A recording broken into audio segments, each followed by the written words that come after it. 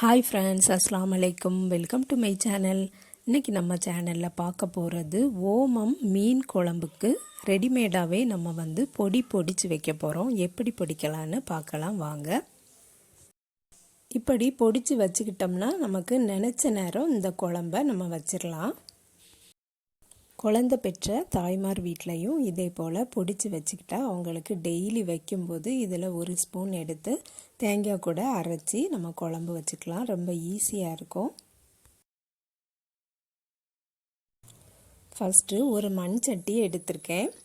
அதில் கொஞ்சமாக ஆயில் ஊற்றிக்கலாம். 3 டேபிள் ஸ்பூன் ஓமம் போட்டிருக்கேன். இதை வறுத்து எடுத்துக்கலாம். ஸ்லோ ஃப்ளேம்லையே வச்சு வறுத்து எடுத்துக்கலாம். குழந்தை பெற்ற வீட்டில் நிறைய வேலைகள் இருக்கும். அதுக்கு இடையில் நம்ம இந்த ஓமம் குழம்பையும் நம்ம டெய்லி வச்சு கொடுப்போம்.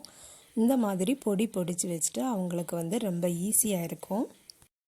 இது கொஞ்சம் பெரிய ப்ராசஸ் அப்படின்னு சொல்லிட்டு நிறைய வீடுகளில் குழந்தை பெற்றவங்களுக்கு இது டெய்லி வச்சு கொடுக்கறதில்ல. ஏதாவது வாரத்துக்கு ஒரு நாள் அந்த மாதிரி தான் வச்சு கொடுக்குறாங்க. இந்த மாதிரி நம்ம செய்து வச்சிட்டோம்னா அவங்களுக்கு ரொம்பவே ஈஸியாக இருக்கும். ஓமத்தை வறுத்தாச்சு. இப்போது ஒரு பாத்திரத்தில் எடுத்துக்கலாம். அடுத்தது 2 டேபிள் ஸ்பூன் கடுகு எடுத்திருக்கேன். இதையும் அதே சட்டியிலையே போட்டு வறுத்து எடுத்துக்கலாம். கடுகு நல்லா பொரிஞ்சதும் நம்ம எடுத்துடலாம். ஓமம் கடுகு மீன் குழம்பு எல்லா வயதினருமே சாப்பிடலாம். ஆண்களும் சாப்பிடலாம், பெண்களும் சாப்பிடலாம். இந்த பொடியை பொடிச்சு வச்சுக்கிட்டோம்னா தேங்காய் அரைக்கும் போது இதுலேயும் 1 டீஸ்பூன் போட்டால் போதும். நீங்கள் வறுத்து தேங்காய் அரைச்சாலும் சரிதான், பச்சைக்கு தேங்காய் அரைச்சாலும் சரிதான். இதில் 1 டீஸ்பூன் போடுங்க. கடுகு பொரிஞ்சாச்சு, எடுத்துட்டோம். இனி நல்ல மிளகும் கொத்தமல்லியும் சேர்த்துருக்கேன். 1 டேபிள் ஸ்பூன் நல்ல மிளகும் 2 டேபிள் ஸ்பூன் மல்லி விதையும் சேர்த்துருக்கேன். இதையும் வறுத்து எடுத்துக்கலாம்.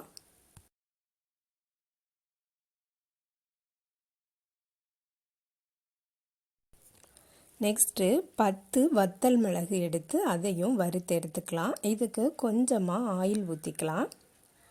10 பல் பூண்டும் அது கூடயே வறுத்து எடுத்துக்கிறேன். பூண்டு ஈரப்பதம் மிக்கது, அதனால் ரொம்ப லேட் ஆகும் வறுத்து எடுக்க. அதனால் ஃபஸ்ட்டு நம்ம இந்த வத்தல் மிளகை எடுத்துடலாம். இது எல்லாமே அதிகமாக மருத்துவ குணம் உள்ளது.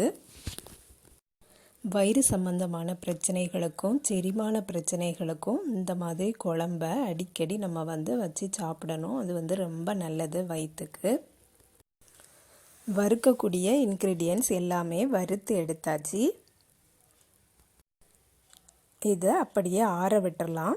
இனி இதுக்கு சுக்கு பொடி ஆட் பண்ண போகிறேன். 1 டீஸ்பூன் சுக்கு பொடி ஆட் பண்ணிக்கலாம். சுக்கு பொடி இல்லைன்னா ஒரு நீளமான ஒரு துண்டு சுக்கை பொடிச்சு சேர்த்துக்கிடலாம்.